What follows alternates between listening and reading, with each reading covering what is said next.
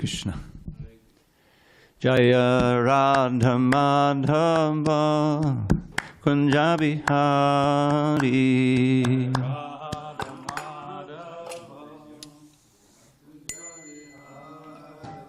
Jaya Radha Madhava Kunja Bihari.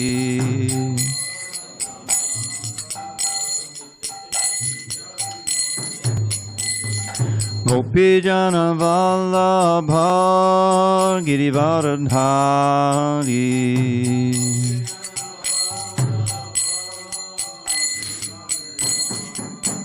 Jaya Gopi Jana Vallabha Girivaradhari.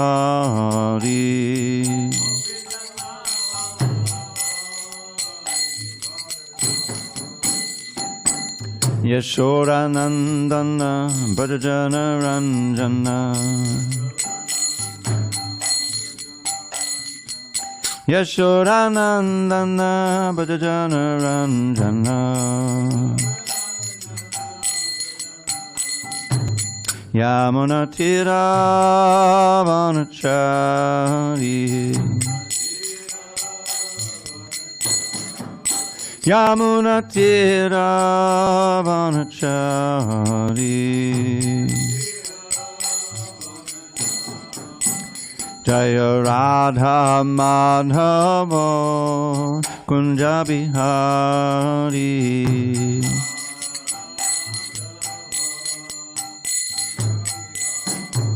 Jaya Radha Madhava Kunja Bihari.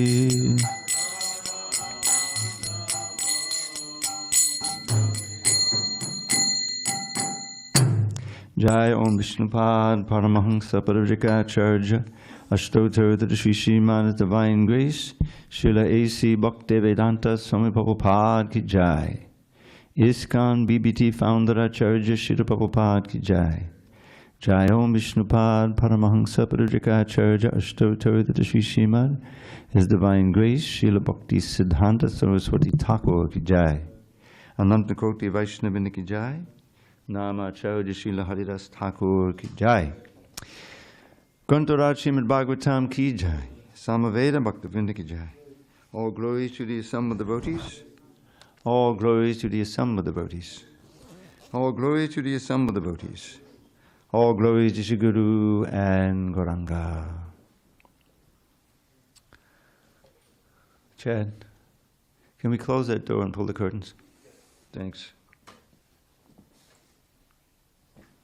All righty.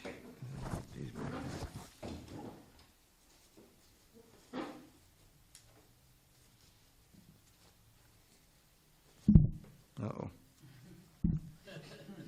Now what?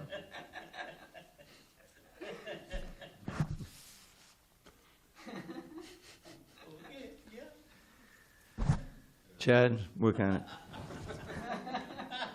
Take them untangled and give one back to me, and then hold it. That's for the kids who come, hopefully. Subhadra. Okay. Narayanam namaskritya. Narang chaiva narottamam. Devim saraswatim vyasam. Dhato jayamediriet. Before reciting the Srimad Bhagavatam, which is our very means of conquest, we should offer our respectful obeisances unto Lord Narayan, the Supreme Personality of Godhead, unto Narayan Rishi, the supermost human being, unto Mother Saraswati, the Goddess of Learning, unto Srila Vyasadeva, the author, and unto Srila Prabhupada, the translator, commentator, and our spiritual master. Nashta prayesha badreshu nityam bhagavata sevaya Bhagavatyuttama shloke Bhakti bhavati naishtiki. By regular attendance in classes on Srimad Bhagavatam and by rendering devotional service to the pure devotee, all that is inauspicious within the heart is destroyed almost to nil, and loving devotion to the Supreme Lord, who is glorified in transcendental songs, is established as an irrevocable fact. Let's pronounce it. Hare Krishna. Okay. Om Namo Bhagavate Vasudevaya. Om Namo Bhagavate Vasudevaya. Om Namo Bhagavate Vasudevaya.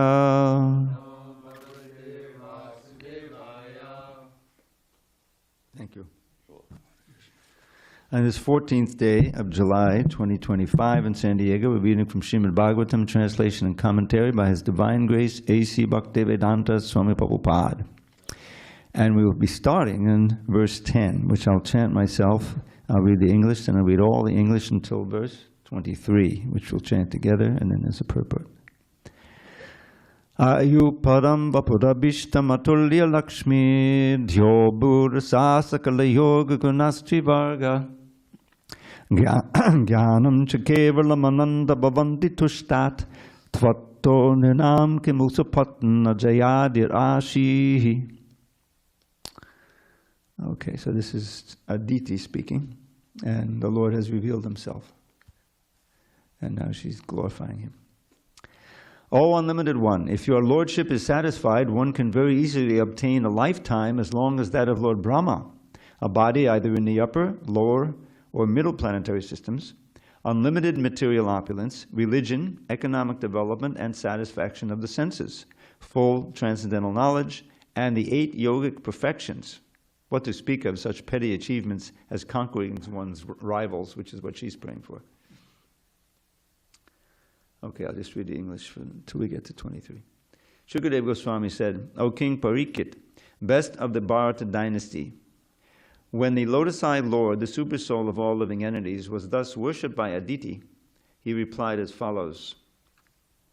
The Supreme Personality of Godhead said, O Mother of the demigods, I have already understood your long-cherished desires for the welfare of your sons, who have been deprived of all opulences and driven from their residence by their enemies. Purport.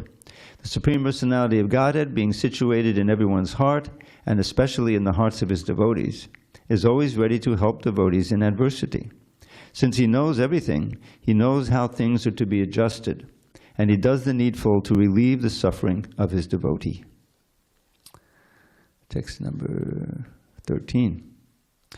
O Devi, O Goddess, I can understand that you want to regain your sons and be together with them to worship me, after defeating the enemies in battle and retrieving your abode and opulences. Text 14. You want to see the wives of the demons lamenting for the death of their husbands when those demons, the enemies of your sons, are killed in battle by the demigods, of whom Indra is the chief. You want your sons to regain their lost reputation and opulence and live again on their heavenly planet as usual. O Mother of the demigods, in my opinion, almost all the chiefs of the demons are now unconquerable, for they are being protected by Brahmins, whom the Supreme Lord always favors. Thus, the use of power against them now will not at all be a source of happiness. Chad, turn this down a little bit. It's just a bit high for me. Okay, here's another little purport. When a person is favored by Brahmins and Vaishnavas, no one can defeat him. Even the Supreme Personality of Godhead does not interfere when one is protected by a Brahmin. It is said, Go Brahmana Hitaya Cha. The Lord's first inclination is to give all benedictions to the cows and Brahmins. Therefore, if Brahmins favor someone, the Lord does not interfere, nor can anyone interfere with the happiness of such a person. Next translation. Yet because I have been satisfied by the activities of your vow, O Goddess Aditi, I must find some means to favor you, for worship of me never goes in vain, but certainly gives the desired result according to what one deserves. You have prayed to me and properly worshipped me by performing the great Payovrata ceremony for the sake of protecting your sons. Because of Kashyapa Muni's austerities, I shall agree to become your son and thus protect your other sons. Always thinking of me as being situated within the body of your husband, Kashyapa, go worship your husband who has been purified by his austerity. O lady, even if someone inquires, you should not disclose this fact to anyone. That which is very confidential is successful if kept secret. Text 21. Shukadeva Goswami said, after speaking in this way, the Supreme Personality of Godhead disappeared from that very spot. Aditi, having received the extremely valuable benediction that the Lord would appear as her son, considered herself very successful, and with great devotion she approached her husband. Being situated in a meditational trance, Kashyapa Muni, whose vision is never mistaken, could see that a plenary portion of the Supreme Personality of Godhead had entered within him. Text 10, step 23. So, Adityam, Viryam, Adhatta, Tapasa, Chidasambritam, Samahita, Mana, Rajan, Daruni, Agnim, Yatanilaha, Sodityam Viryamadhatta, Tapasa Chidasambritam, Samahitamana Rajan, Darunyagnim Yatanilaha, Sodityam Viryamadhatta, Tapasa Chidasambritam, Samahitamana Rajan, Darunyagnim Yatanilaha, Sodityam Viryamadhatta, Tapasa Chidasambritam, Samahitamana Rajan, Darunyagnim Yatanilaha,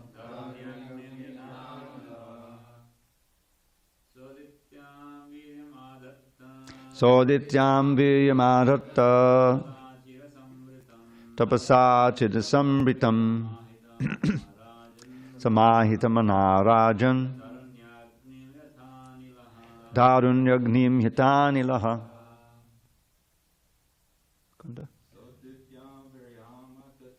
Sodityam Viryamadhatta, Tapasa Chidasambritam, Samahitamana Rajan, Darunyagnim Yatanilaha. Mukunda. Sodityam Viryamadhatta, Tapasa Chidasambritam, Samahitamana Rajan, Darunyagnim Yatanilaha. Sodityam Viryamadhatta, Chidam Sambritam, Mahitamana Rajan,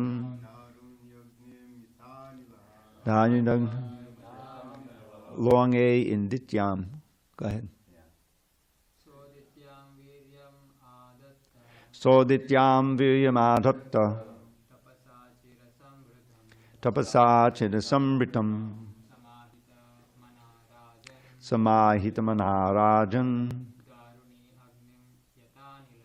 Darunyagnim Yatanilaha. You want to try? Go ahead, Hannah.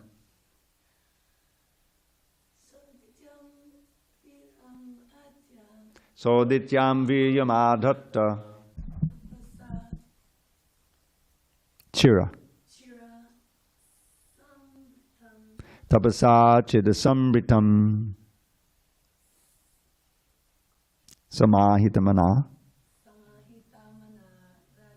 Samahitamana Rajan. Then that Y goes with the next word, Yagnim. Thank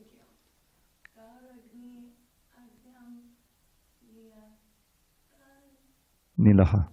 Okay. Darunyagnim Yatanilaha. Anyone online? Chant. Sodityam Viryamadhatta, Sodityam Viryamadhatta, Tapasa Chidasambritam, Tapasa Chidasambritam, Samahitamana Rajan, Samahitamana Rajan, Darunyagnim yatta nilaha. Darunyagnim yatanilaha. Thank you, Bidai. You're welcome. Saha. Okay, are you ready? Saha. Kashyapa. Adityam. Unto Aditi. Viryam. Semen. Adatta. Placed. Tapasa. By austerity. Chidasamritam. Restrained for long, long years. Samahitamanaha. Being fully entranced upon the Supreme Personality of Godhead. Rajan, O King. Daruni, as in firewood. Agnim, fire. Yata, as. Anilaha, wind. Okay, so Shukadeva is speaking. O King, as the wind promotes friction between two pieces of wood and thus gives rise to fire, Kashyapa Muni, whose transcendental position was fully absorbed in the Supreme Personality of Godhead, transferred his potency into the womb of Aditi. Purport. A forest fire begins when two pieces of wood rub against one another, being agitated by the wind. Actually, however, fire belongs neither to the wood nor to the wind. It is always different from both. Similarly, here it is to be understood that the union of Kashyapa Muni and Aditi was not like the sexual intercourse of ordinary human beings. The Supreme Personality of Godhead has nothing to do with the human secretions of sexual intercourse. He is always completely aloof from such material combinations. The Lord says in the Bhagavad Gita 9:29, Samo hang sarva bhuteshu. I am equal toward all living entities. Nonetheless, to protect the devotees and kill the demons who were a disturbing element, the Lord entered the womb of Aditi. Therefore, this is a transcendental pastime of the Lord. This should not be misunderstood. One should not think that the Lord became the son of Aditi the way an ordinary child is born because of sexual intercourse between man and woman. Here it may also be appropriate to explain, in these days of controversy, the origin of life. The life force of the living entity, the soul, is different from the ovum and semen of the human being. Although the conditioned soul has nothing to do with the reproductive cells of man and woman, he is placed into the proper situation because of his work, karmana daivanetrena.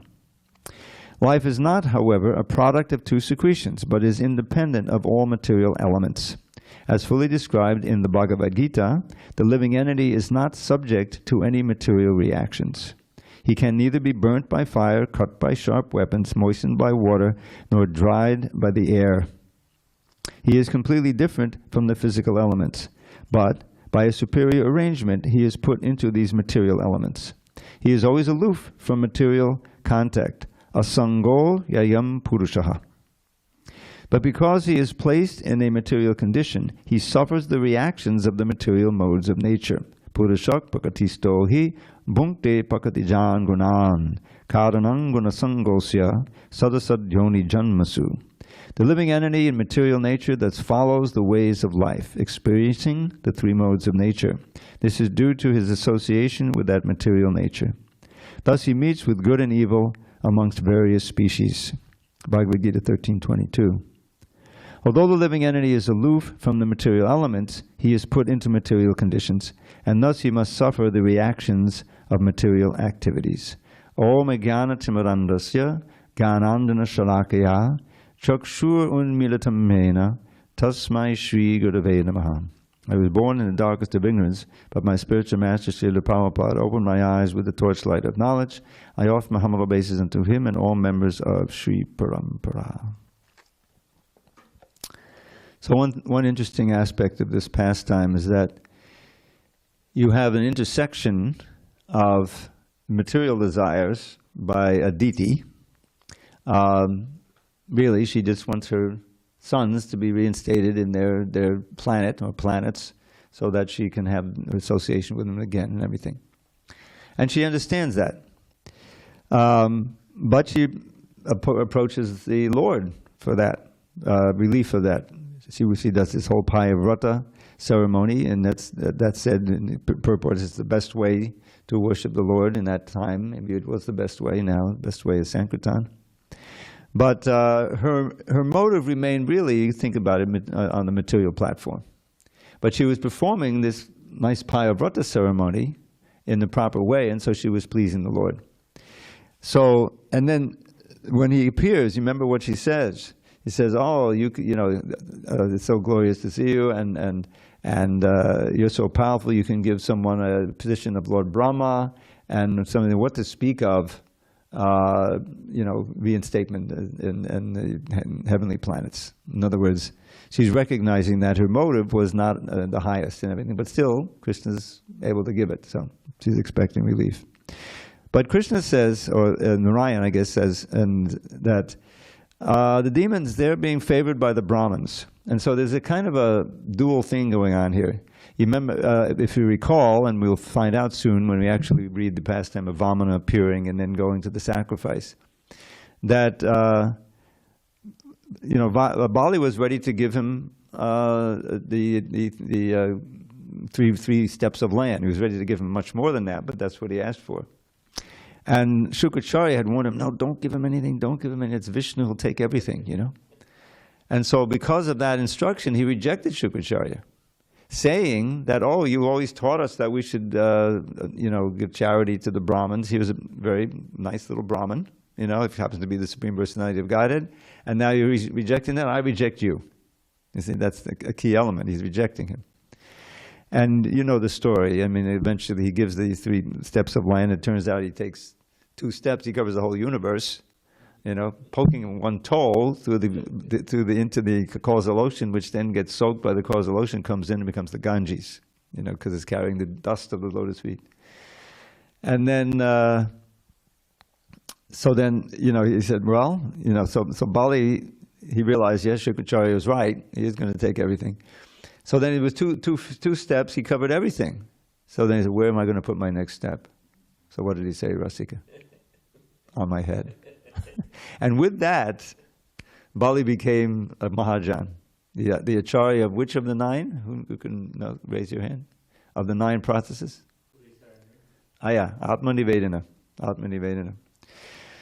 So anyway, what happens is that in spite of that, Bali gave everything and he surrendered everything, but he gets arrested. You remember that? He gets arrested by Vamana, and so he's standing there, But then he gets a very exalted position. In a lower planet, Vrasatala, which is heavenly or more heavenly than the heavenly planets, and what was his special reciprocation from Vamana? You know the story. Vasika, you know. Huh?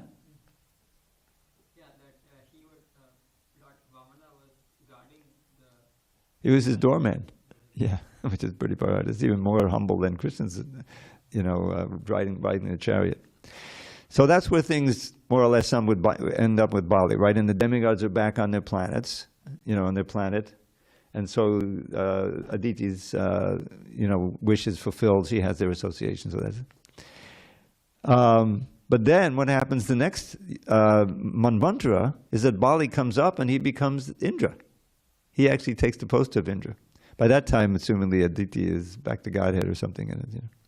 So it's kind of a very dual thing. Though the motive is material, but the pastime is a glorification of Vamana. Vamana, you get to see the wonderful qualities of Vamana. He's ready to take this humble position. It's not like for an hour, which Krishna took, but for thousands of years, assumedly. And he's there as the doorman. So this is all coming up, but let's just meditate on this purport now. So, first of all, Prabhupada is very careful to point out that the Lord may use the mechanics of the sexual intercourse to enter into the womb of Aditi. But he's not at all dependent on it. He's separate from that. And even the ordinary living entities are. It just happens to be a mechanism by which you can enter another body and then become the soul of that body. But the soul never dies, and the soul is not really affected by any of this. There's a very nice phrase to remember: asango yayam purusha, which is quoted in the purport here. Asanga means no association, no affection. Asanga. Sangha is association, right? And it also means attachment, because with association comes attachment.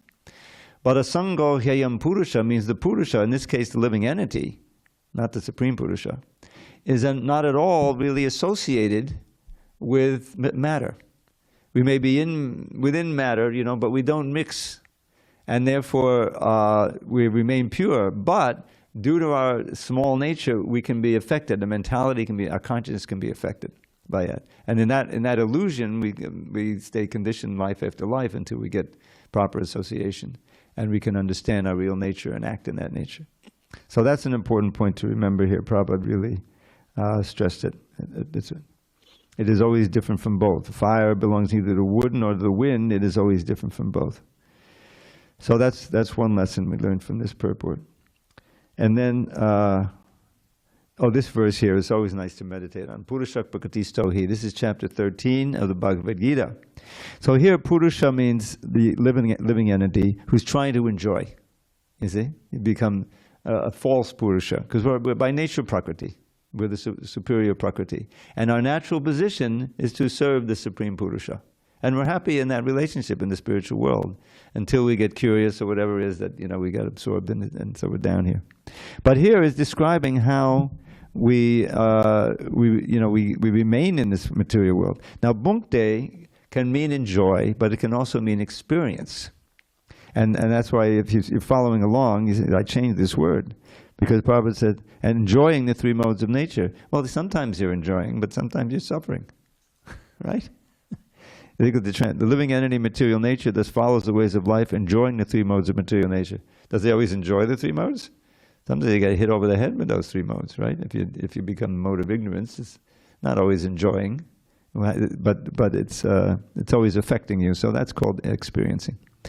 So the point here is that karanam gunasangosya. Now here you have the word gunasanga. The association with the modes is the cause of our taking good and bad births. Sadasad yoni. So the yoni means your birth. And so in other words, it's in our hands. Now, when you're in complete ignorance, you don't know what you're doing, So you're going to associate with the mode of passion and ignorance and thinking you're having a great time, but you're just burying yourself more deeply. That's the usual thing. But with knowledge, you can know how to associate with these modes. Cultivate the mode of goodness, and of course, the transcendental mode of pure goodness, which is not really a mode of nature. But in other words, with knowledge, you can not stop associating with these modes in such a way that you get conditioned by the mode of passion and ignorance, and you keep suffering. So that's what is so important about this. The living entity, we're in Prakriti, Prakriti-stha. We're in the earth, water, fire, air, ether. We're within that, right? That's our body's composed of that. And we're experiencing the modes of nature that are generated from that material energy. And we don't know anything about the modes. We just know this is fun, let me stay away from there, and right? With complete ignorance. That's our condemnation. So we're experiencing the modes of nature that are born, Prakriti Jan, born out of the material energy. And karanam gunasangosya, of him, asya, how the association with those modes determines your good or bad births. So we want to more or less disassociate from those modes, associate with pure goodness, with a kind of a mode of itself, and in this way transcend the modes. What is that verse? Who can chant it? 14th chapter, near the end. Mam chayo vibhicharena Ramabhati. Thank you. So, Krishna is speaking. This is the end of the chapter, dealing mainly with the modes. Mam chayo vyabhicharine bhakti yogena sevate. So this is the formula. He's saying, to me, avyabhicharine bhakti means undeviating and unbroken and unmotivated.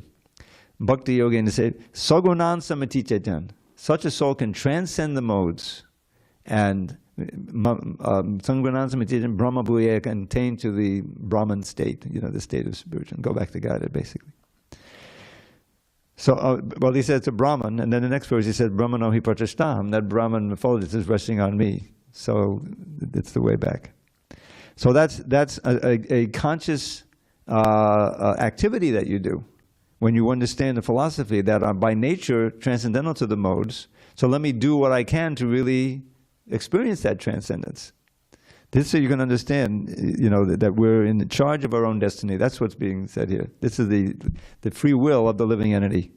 But the free will doesn't mean much unless you know that you have knowledge by which to execute the free will for your best benefit. And that's what the whole Shastra is all about. So I always like this verse. It comes at the end of 13, and it's very illuminating. Okay, any discussion on these points?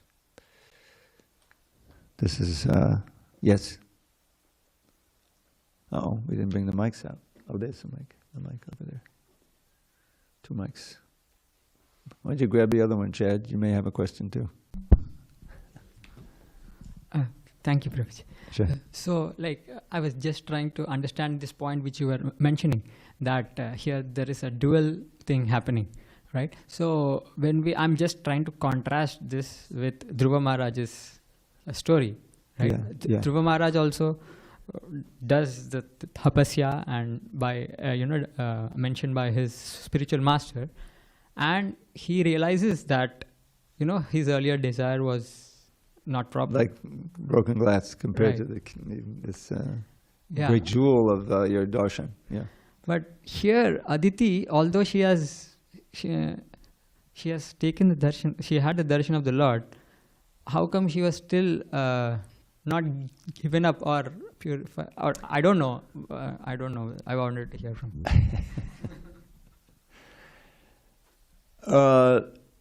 The desire of Dhruva was born out of this, hey, I've been insulted by my father, So he was a Kshatriya by birth, So he's determined to do something, and he was tested by Narada, And if he hadn't been Dhruva, he's named Dhruva because he's determined, then he would have said, okay, you'll teach me later and I'll go back home, But he didn't. So Narada saw that in him, and he gave him a process by which he could achieve his goal. But more importantly, he was being purified by chanting the holy name. Om Namo Bhagavate Vasudevaya, Vasudevaya. So he's chanting the holy name, becoming pure. And that's the special quality of it. Now, Payavrata is more complicated. It doesn't. I'm sure the holy name is in there, but it's not focused on that. And the other thing is, a mother and the children, it's a much more strong desire, than this desire to have a kingdom greater than why greater than my father? Let me go for my grandfather, Brahma, It was almost a childish thing, you see. So that's the difference. And, that mother's desire is overwhelmed, So she had the right means. She approached her husband. He gave her this means. She did the worship. She saw Vishnu, but still her desire was there. So he and he told her, well, I can't just go and wipe out the demons because they got the blessings of the Brahmins. So it became more complicated. So he did this whole thing of appearing in this diminutive form and then going to the sacrifice. The story of it. So and it all worked because Bali was really inside a great devotee. Otherwise you would end up getting killed, and it would have been a bloodbath, and that would have been the result. So sometimes that happens, like Krishna, on the battlefield of Kurukshetra. They're all going to be killed. Nobody's going home. But then nobody is killed because these are all spirit souls, and they'll be killed in my presence, so they'll also be benefited. And so it's all good. So it's a different situation. That's the idea. Any other discussion? Vijay, you must have a question. Or I should give you a question. Do you have a question? I guess he just wanted to check. Not for the moment. All right. I'm sorry. That's okay. Don't worry about it. we were having further discussion. Maybe that'll inspire a question. Go ahead. Yes. I'm wondering if you could comment on the level of absolute language in the purport to text 16. And there seems the whole purport is a very absolute statement about how being favored, having the blessings of, or having the favor of the brahmanas, makes one invincible. So when a person is favored by the brahmanas and Vaishnavas, no one can defeat him. Even the Supreme Personality of Godhead does not interfere when one is protected by a brahmana. Doesn't seem like we practically see that anyone who is liked by, favored by the brahmanas becomes invincible. Not only physically, but even in different endeavors that they have. It says if brahmanas favor someone, the Lord does not interfere, nor can anyone interfere with the happiness of such a person. So this kind of... Yeah, the last sentence there of the purport. Therefore, if Brahmins favor someone. Well, really the whole purport. Yeah, that's just the one you read. Yeah, it's a small purport, yeah. Well, this is, I think that one thing is, who are the Brahmins, and what is the nature of their favoring, and how does one accept that? In other words, you may be favored by the Brahmins, but you may not really, appreciate it so much, and you do things that are something that the Brahmins would, criticize and maybe tone down their favoring, So I think one of the key elements here is this position of Shukracharya, because as I pointed out, you may remember, Krishna identifies himself, a different name, Ushana, and I forget what verse it is in the 10th chapter. And I was surprised when I looked up, because it's not so obvious that Ushana is Shukracharya, but sure enough, he is. And so how is that? This is one of the odd parts of this. It begins with Bali, who's a demon, but he's not really a demon. He's the descendant of Prahlad, and so he's a great devotee inside. And so it's kind of the theme is held throughout. Aditi is, as you pointed out, I thought of the whole thing with Dhruva also, that Aditi's motive doesn't change even after she gets vision of Narayan. She still says, "Oh, great! Now I get my sons back." But he says, "No, I can't, because they're favored by the Brahmins, and Brahmins means Vaishnavas, I guess. But those, So that's I think the complication here, is that Shukracharya is an important figure, and because he's protecting Bali's under his guidance, that was protecting him, and that's what Vamana broke. He broke that. Bali rejected Shukracharya, because Shukracharya, it's weird. It's kind of because he's a Brahmin, but then he advised him not to give this, the Lord this charity. What kind of Brahmin is that? And that was what Bali said. Oh, you told me to always, give charity to the Lord, and now you're saying don't? I reject you. Because that see, and therefore he came out from under the protection of the Brahmin as soon as he rejected him. So then he could play his trick on him. It's all very kind of convoluted. I agree. It does seem a little puzzling here. But that's the wonderful thing about the Bhagavatam. Sometimes things happen that are unexpected. You have to go try to figure it out. But it's worth. I can do some more research, and maybe some of the other acharyas have commentators, Vishwanath Chakravarti, to kind of illuminate more of this. It's not your ordinary, benediction. There's obviously some special features of it. Bali he surrenders everything, and then he's got to spend how many millions of years down in Rasatala? Of course, it's heavenly planets, but he's okay. Prabhu, go ahead. Thank you very much, Dravida Prabhu. Hare Krishna. the Bhagavatam culminates in the pastimes of Krishna in Vrindavan. The gopis, the cowherd boys, the Yashoda. So we're understanding that we're on a progression here. How can we understand and describe to others how pastimes like this are stepping stones along that path? Well, it's certainly the whole aspect here of Kashyapa blessing her with this instruction and this special Payavrata, which is the best way of worshiping the Lord in that age, I guess. It's showing us that ultimately, even if you want something material, this is one of the things, you should worship the Lord.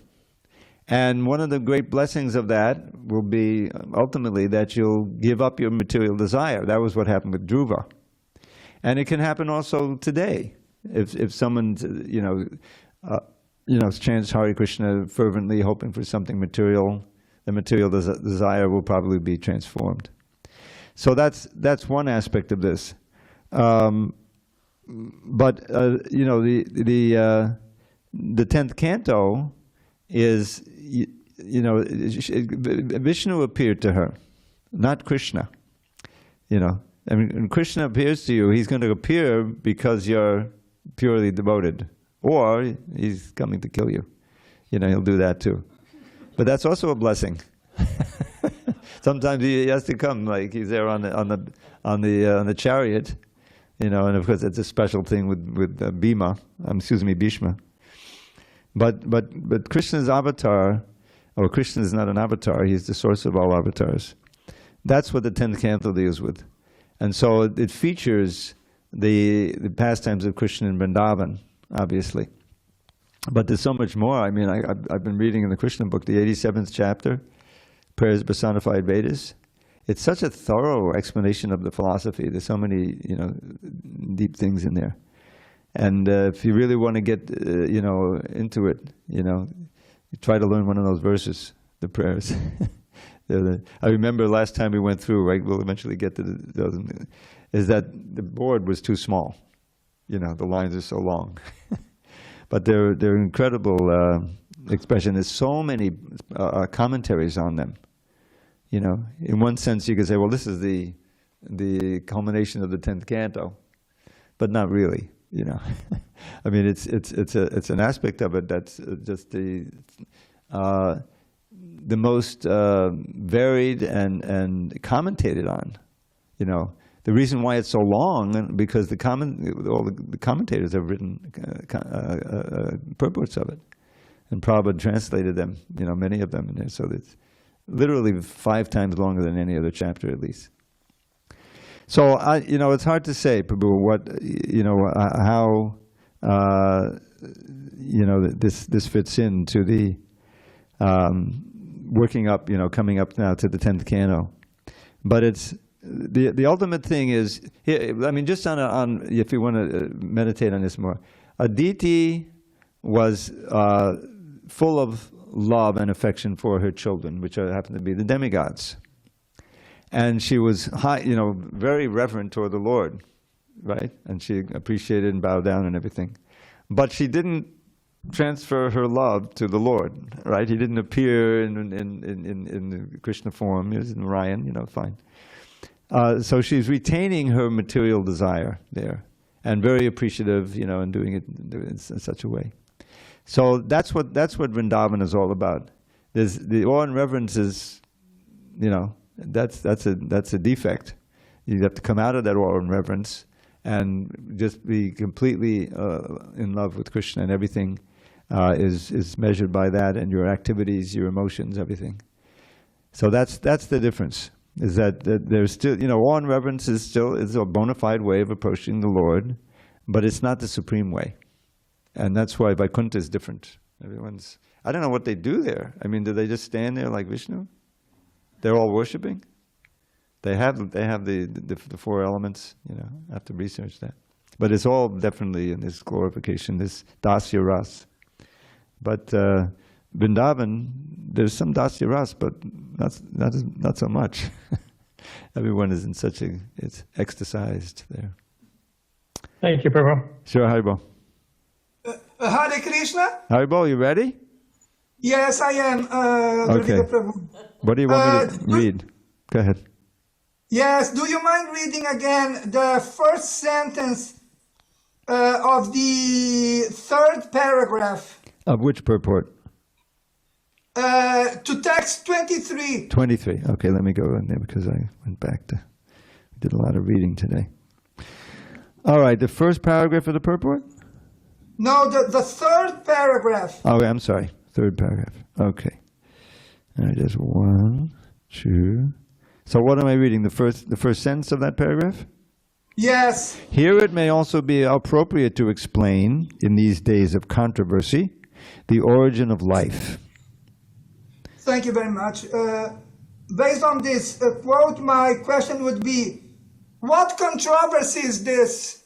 The controversy is that the scientists are declaring and trying to prove that life comes from matter, that it's produced by, I don't know, they probably have so many more theories now since when Prabhupada was writing this, but it's it was a soup of all kinds of chemicals, and over many, many millions and millions of billions of years, gradually, or by just chance, they produced a simple one-cell organism.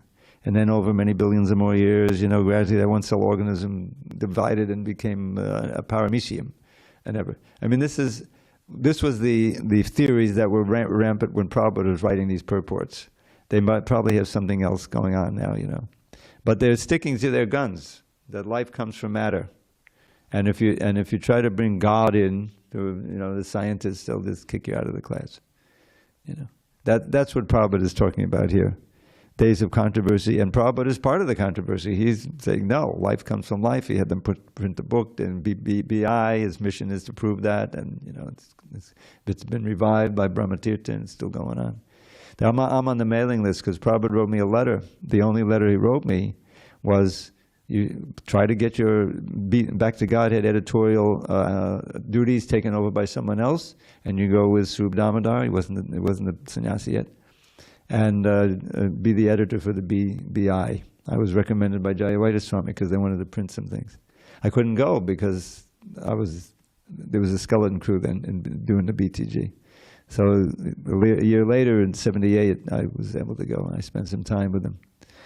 But then I got a call from the GBC, and the GBC is the ultimate managing authority in ISKCON. From the GBC in New York, where Jayavada Swami had relocated the Back to Godhead. And he said, Dravida, you got to come up here and join Jayavada again, do the BTG. The other editor he had was fringing out or whatever. And so that's how I left the BI, following Prabhupada's order. The GBC is the ultimate managing authority. So that was but I mean, I was steeped in it, the whole thing. Prabhupada said, yes, life comes from life, not from matter, and this is an important point of our preaching. Especially that last year, 77, he was very eager to see the Bhakti Institute established, and it was. And you ask Bhadrinarayan Swami, and he'll tell you about Sariputta and Judakarma, writing the book right next door here. That book of, what is it, anthropology? Forbidden archaeology. Forbidden archaeology. That's the story, Babu. Yes, and you just said that this controversy is still going on? Yes, it's still going on. The scientists haven't surrendered and said, well, okay, ultimately, of course, God is inside. No, they'll never say that. They're still teaching that and writing books and researching, spending millions of dollars, Yeah. Atheism. Thank you, Dravida Prabhu. Thank you very much. Jai Glory Srila Prabhupada. Okay, thank you for your attention. All glory to Srila Prabhupada.